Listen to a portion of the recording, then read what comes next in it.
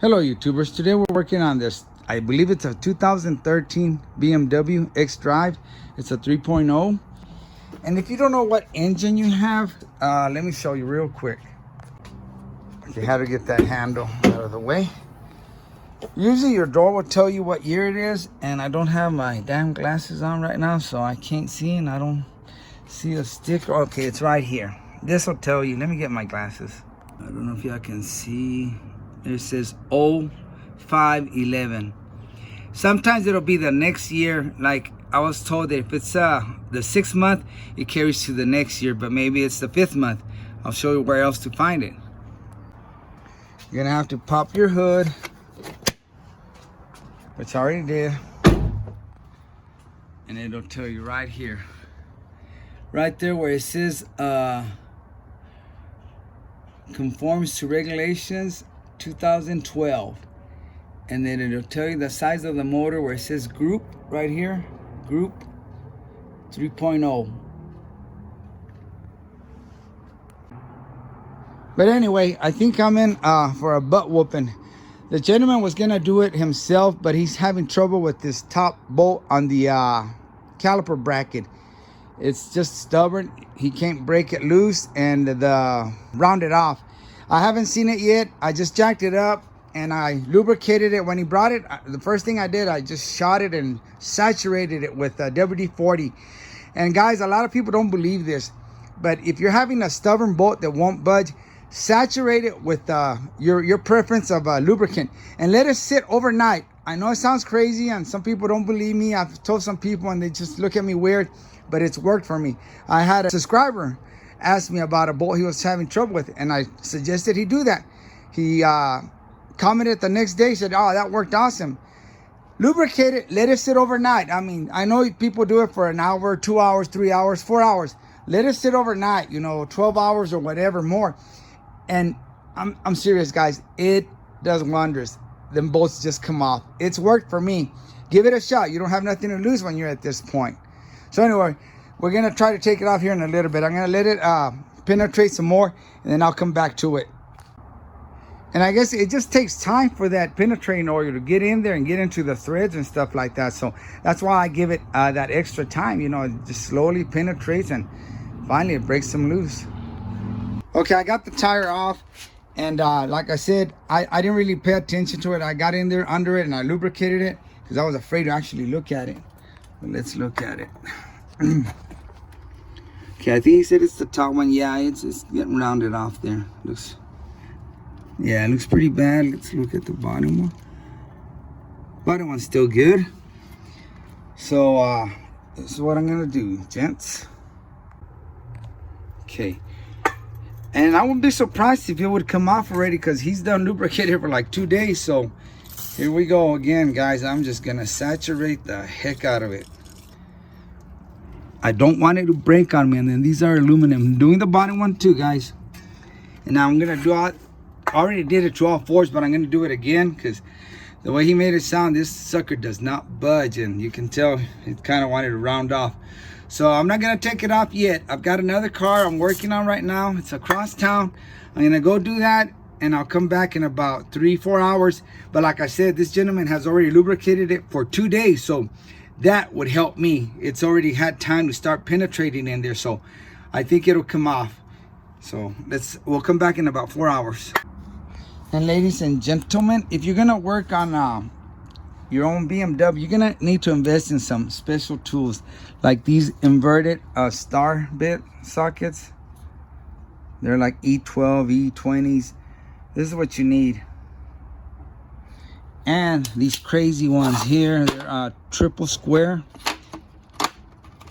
They almost look like the star, but they have more splines on them.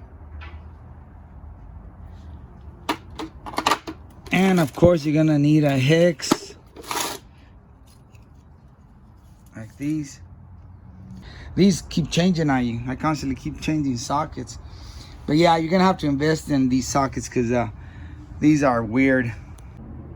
And so you won't think that I'm lying. I'm gonna prove it to you. Okay, that one for the brake that we're gonna be messing with, that's an inverted star. I think it's like a 16. And in here me try to turn the camera around. I don't know if I'll be able to. See that? That's a hex. I don't know what size it is. Then you got another hex here, and it's a smaller size. So, well, YouTubers, we're back at the shop, and it's a little over 4 hours. And we're ready to get on this and see what happens. All right, YouTubers. On something like this that you know you're going to probably have a hard time with that bolt, you want to have enough room. So you want to turn the steering wheel all the way to the right. That way you can have all that room, and you can get a cheater bar or a long breaker bar and have a lot of leverage. And what I do, since I'm by myself and no one can hold it for me, I run the seat belt through the steering wheel. After I turn the steering wheel and get it where I want it, I move the seat forward till I'm able to lock it in there. And yes, I'm gonna get in your way. So I want that wheel to not move. Stay right there, buddy. Clamp it.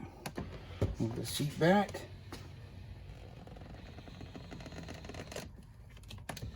And there, it doesn't move. Now look at the position this is in. Got all this room to get in here with the breaker bar, cheater bar, whatever. Okay, I'm gonna go ahead and open the reservoir so when I compress the pistons, it won't overflow. And you've got these little plastic like nuts. Just do a half turn counterclockwise.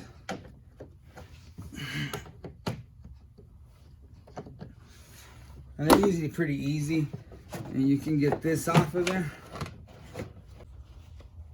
Well, let me go ahead and show you. It's kind of open here. If you wanted to take it all the way off, you just lift it up, find the sweet spot. Now it comes. See this little opening right here? That's what goes through this little piston here, or hydraulic. So we'll go ahead and take it off all the way, and it'll tell you what kind of fluid to use up here. And this one's I'm pretty sure it's gonna say .4. Most of the new cars use .4. It just can withstand more heat.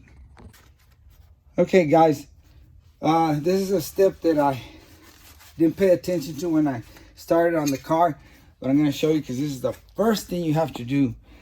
They don't have this bracket here, and you got to pop it out before you start, but I didn't even notice it. It was off.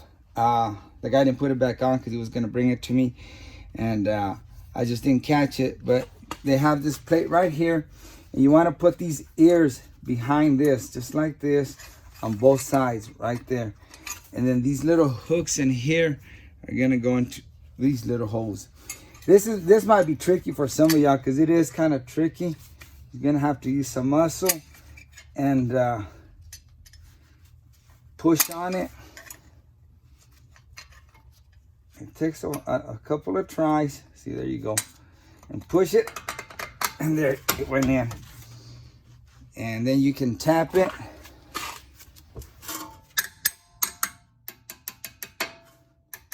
Make sure it's in. And when you take it out, I'm only gonna take it out because it's a pain in the rear to put in. You just want to pop it through here. Just take this and pop it out, or you can even pop it out through here. But anyway, I'm not gonna do it because I got lucky that time. But that's the first thing you do before you start. When you remove the wheel, before you start taking anything out, this bracket has to pop out. And I'm sorry, I just didn't catch it. Haven't done Beamers in a while, and that just slipped my mind. All right, YouTubers. You have these little dust caps at the end of this little plastic rubber little sleeve. You want to pop them out. You got one on top and one on the bottom bolt. And then you're gonna take a number 7 hex and you stick it in there. Let's break that loose. Let's see if these are gonna be tight.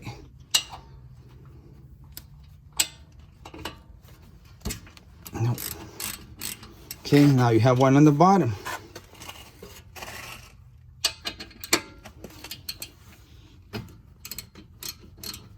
Okay, pretty simple. I'll show you the bottom one. That was the top one, and that was the bottom one right here. Look at that, right there. These are, I guess, your slide pins. I'm gonna grease them up. So I'm gonna take them up all the way. We got one on the bottom.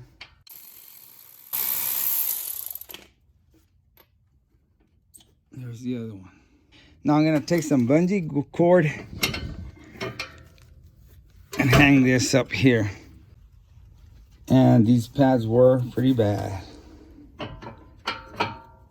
Real thin.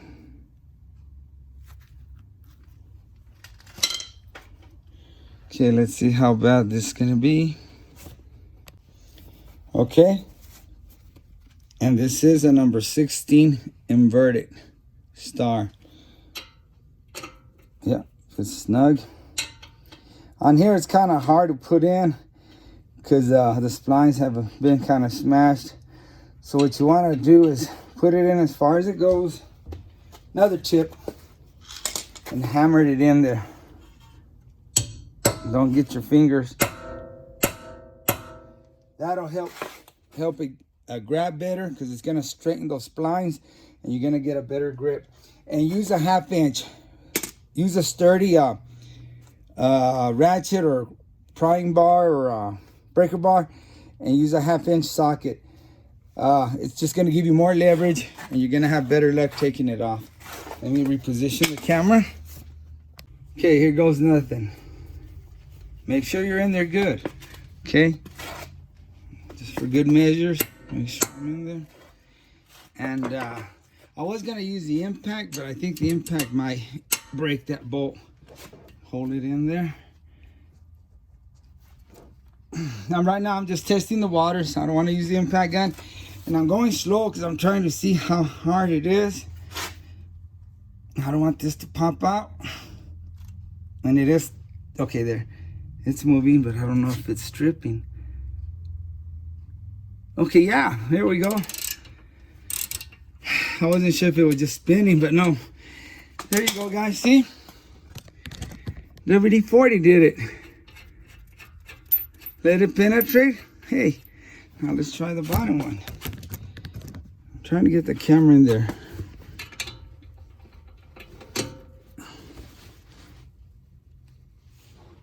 There we go. Easy peasy. See, they come out with your home just by hand. See, guys, I've had luck with penetrating oil. Like I said, overnight. The proof's in the pudding, guys. Soak it overnight if you have a stubborn bolt. Look, that penetrating oil will eventually seep in there and help you break that bolt. Help you take that bolt off. Okay. All right, ladies and gentlemen, we need to remove that little screw or bolt. And look, I was all ready to put some heat on that bolt back there, but won't be needing you, guy. This torch will work. It won't turn it probably cherry red is what you really want, to turn it cherry red on metal, and it'll break all that rust and break that bolt loose. And these can be tricky sometimes. They won't want to come out. Sometimes they'll have for a fill-up where you can use a fill-up and people strip them because they're on there so tight, it just spins. And I'm going to show you a tool I have for that. But I'm going to try to take it out with this first. Yeah, that one came out. Now, if it doesn't come out, they make this tool. So you got to invest in tools if you're going to be messing with vehicles because you'll get them stubborn ones. It's called an impact screwdriver. You can't get it off. You take the impact screwdriver, and of course you change the bit and you put the proper one in there. Put it in here, and then you hit it with the hammer, and that'll break it loose. When you hit it, the shock of the hit, and then this is made to twist. Once you hit it, it turns automatically. The shock and the turn will break that loose, and it'll come out. Okay, so let's change bits again. Put it on this. Okay, let's get the other rotor.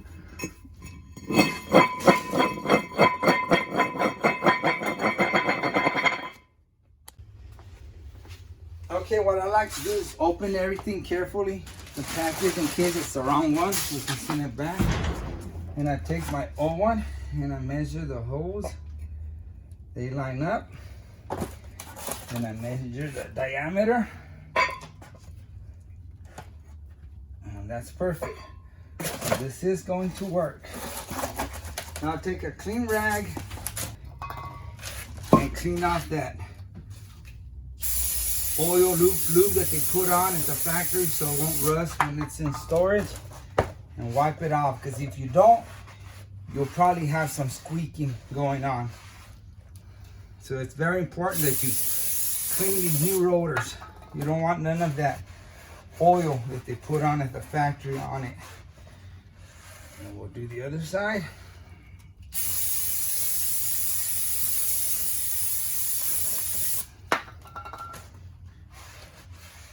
Wipe it clean.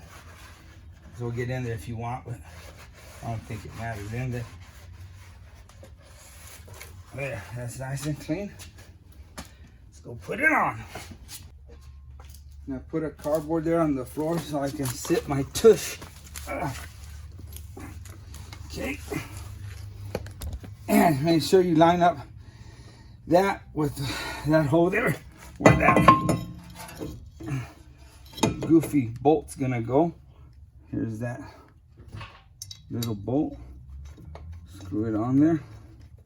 I guess on a Beamer it does help, that little screw, because it's kind of harder to hold without the studs, since Beamers don't have the studs. And you don't have to go crazy on it. Just hand tight like that, ain't going nowhere. And another tip, if you run your car till that warning comes out on your iDrive, front brake pads need to be changed, then you're gonna have to buy that sensor, because it's already scraped it and it's no good. But if you change your brakes like this guy, he hasn't came up on the iDrive, we can reuse that again. Just unplug it from the brake pad and plug it back into the new brake pad. Okay, what I do is I take a, let me zoom in, a screwdriver, and I wedge it in here and I work it out. And be careful, because these do break real quick. They're like a ceramic, real fine material that they break off real quick. And I work it out. Let me take a bigger screwdriver. Okay, okay. You look like you're a little bit bigger. Just twist it. I know it's hard to see, guys. It's so hard to film in some of these places. And there. It's out. And remember how it went, or you're gonna be scratching your head trying to figure out how it came out. Okay, I got me some thinner gloves. I was just trying those gloves out. They're good for everything else except when you want to grab little stuff like this. Okay, that's how it came out. Remember, this silver part is gonna go towards the rotor, I mean. When you put the rotor, this is what's gonna hit on this side, not this side, this side. And I'll show you the brake pad. It's pretty simple when you look at the brake pad, how it goes. Just don't want to drop this and bust that line. Those lines, you can get them. They used to be expensive when I started riding BMW. They were like 50, 60 bucks. Now they're like 10 bucks or so. And this is how you want it. Don't lose that little metal clip. It's got a little aluminum clip. Don't lose it. It snaps in here. Just like that. There, see, that little clip wants to stay there. Okay, I'm not gonna do it anymore because that clip wants to stay in there, and I have lost them. I think I got some extra ones there. That's how you're gonna put it in here, guys. Just like this. And it'll slip in there. You'll know when you're in there. See, that clip is moving around now. Shouldn't have messed with it. All right. Okay, we're gonna put some caliper grease on these slide pins. Just goob it on there.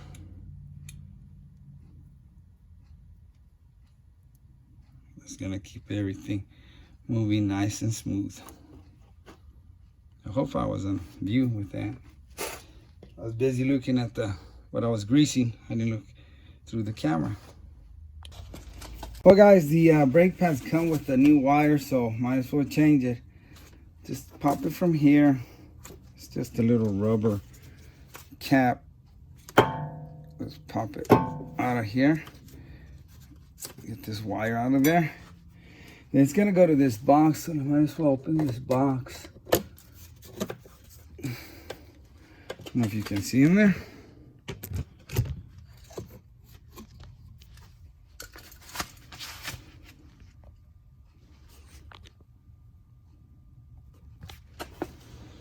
That's where it connects. All we're gonna do is press. Make sure you got the right line, because one goes to the just follow the line. Let me zoom back out. Just follow the line and make sure you got the correct one. I'm gonna have to move you out of the way. Okay, just follow the line, and it's gonna be the first one to the front.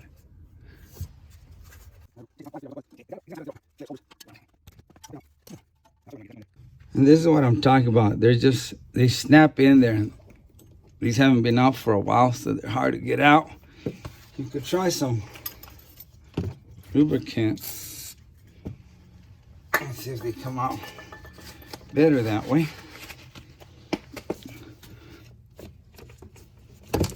There we go. Then up here, and you can even pop it out of, oops. We're up here now, and you can even pop it out of here to get a better view. There we go. You just press on this tab up here and boom, boom. And there's the first line. There's the first line of defense.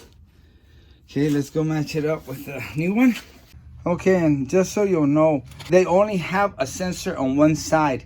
Either will have it on the driver's side, and the back also will have it on the driver's side, or passenger. I think I've seen them on either side, but don't be looking for one on both sides on the front. Don't be looking for a sensor on both sides in the rear. Usually they just have one on one side, either the driver or the passenger side, just so you'll know. All right, YouTubers, we took that sensor off for nothing. It's a different one. I could make it work. The connection's the same, but the little parts where it hooks up to the brackets isn't there, and it'll just tear up the line. Doesn't have that protective thickness. See how it's off?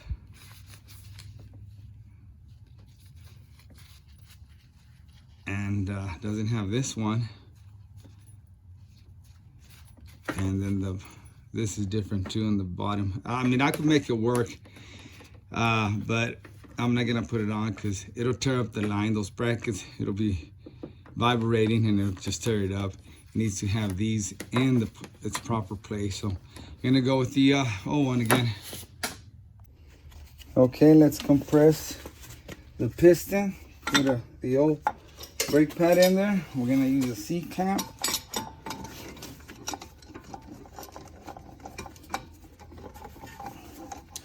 And this is why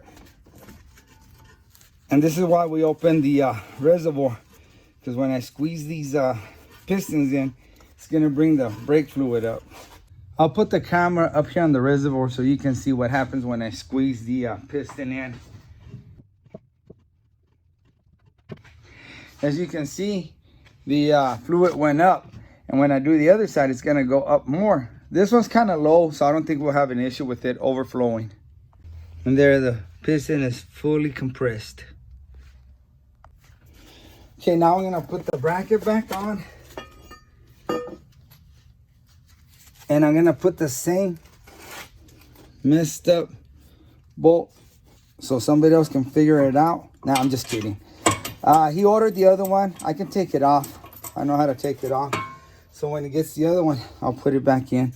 I just want to get this one done and make room in the shop for my other vehicles.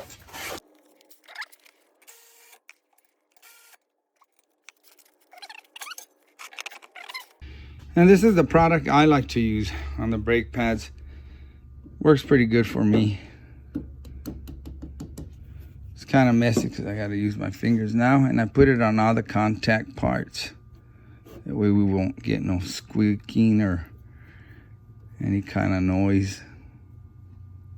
But you do the same to the other ones and the back ones. Again, guys, very simple. Just run it through the little clips, hook it up, hook this up, and here you have it. Now I'm going to show you how to hook it up. Let's go get the brake pads. Okay, here's the new brake pad. You want to let that dry. It's a little tacky, so it won't be all over your fingers and hand. Here's where I have problems, because you gotta have a little muscle, which I don't have. Get in there. There we go. Now let's flip it around. Okay, remember, you want the part that's shiny towards the rotor. That's what's gonna hit the rotor and warn you. You can see through here. You can put it in through there. But I'm gonna try to turn it this way so y'all can get a look from this side. See it? Make sure I got it facing the right direction.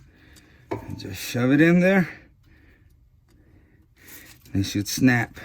Okay, I know there's no light. Here's that sensor.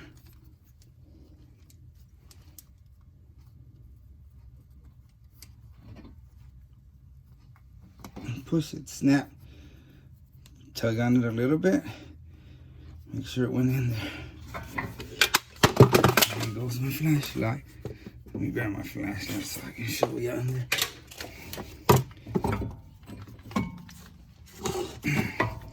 See it in there? There it is. It's ready to go on. Okay, I went ahead and I cleaned this up a little bit. Just sprayed it down with the brake clean. I'll take the other pad, the outer pad, set it in place, and then put it on your caliper and brakes. And then, remember these boogers, it's gonna get a little bit messy because we greased them up.